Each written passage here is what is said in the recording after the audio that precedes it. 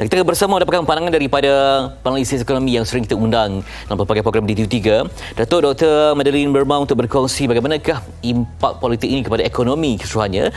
Di talian, selamat pagi Datuk. Selamat pagi, ya. Ya, Datuk dapat dengar jelas saya ya? Jelas. Datuk, tadi di awal kami ada bicarakan tentang bagaimana politik ini, landscape politik negara memberikan impak yang besar pada ekonomi, terutama seandainya berlaku ketidaktentuan dan sebagainya. Pastinya limpahannya kepada ekonomi negara. Mungkin dapat Datuk berikan sikit ulasan. Okey, memang tidak kita nafikan ya, politik meninggalkan kesan terhadap ekonomi, dan juga sedikit sebanyak ekonomi juga boleh meninggalkan kesan terhadap politik ya. Jadi apa yang ditanya daripada saya hari ini adalah apakah kesan politik terhadap ekonomi. Saya boleh bincangkan, saya jelaskan secara umum saja ya. Buat masa ni kita dalam proses apa yang kita gelar sebagai proses pemulihan ekonomi ya.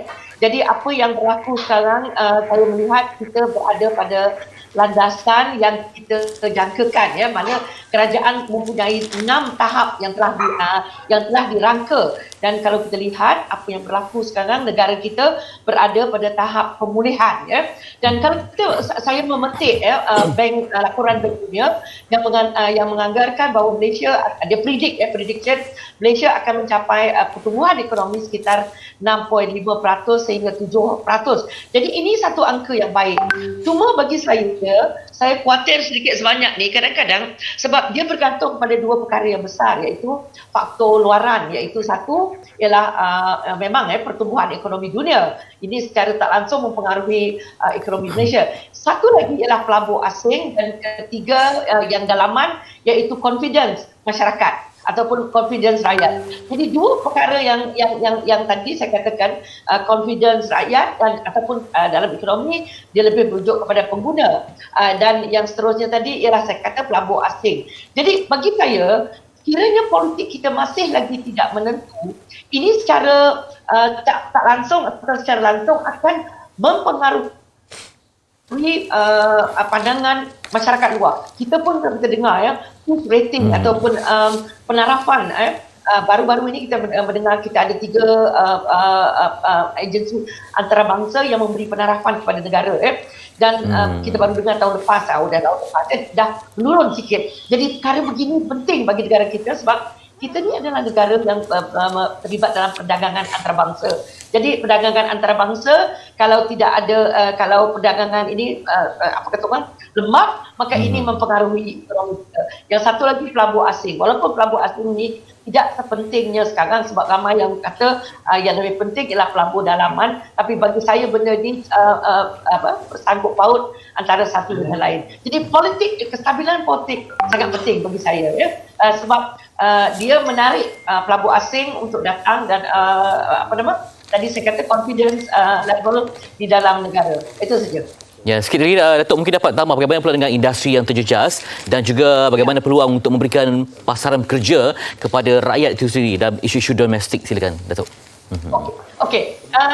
Bila disebut tentang pekerjaan, ini sesuatu yang memang kalau kita dengar sebelum penularan COVID pun ini perkara yang banyak diberi perhatian ya. Tetapi kita tidak boleh menyangkakan, kita kena berfikir dalam konteks yang berbeza sekarang. Kita tidak boleh berfikir bahawa kita akan hapus 100%.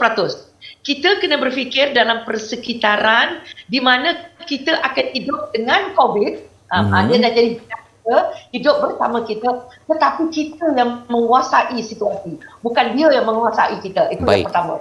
Nombor dua, pekerjaan. Memang pertengahan tahun lepas pada bulan Mei, kadar pengangguran di negara kita paling tinggi sekali, 7.3%. Tidak pernah kita melihat angka yang tinggi, hampir 1 juta rakyat kita yang hilang pekerjaan. Dan kita melihat package stimulus yang telah dilancarkan, khususnya dari segi fiskal. Kita ada juga dari segi monetary, tapi fiskal tu yang di mana bantuan keuangan diberikan ya, untuk memulihkan ekonomi, untuk memulihkan isi rumah, pendapatan isi rumah, perniagaan dan sebagainya. Jadi bagi saya sekarang, kita tidak boleh hanya mengharapkan kerajaan semata-mata.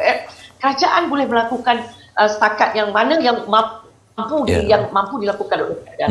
Gig economy is right now. Kita boleh mendapat pendapatan. Isunya bukan kerajaan saja. Gig economy is pendapatan ya. Yang penting bagaimana mewujudkan peluang pekerjaan dan pendapatan. Baik. Itu dia.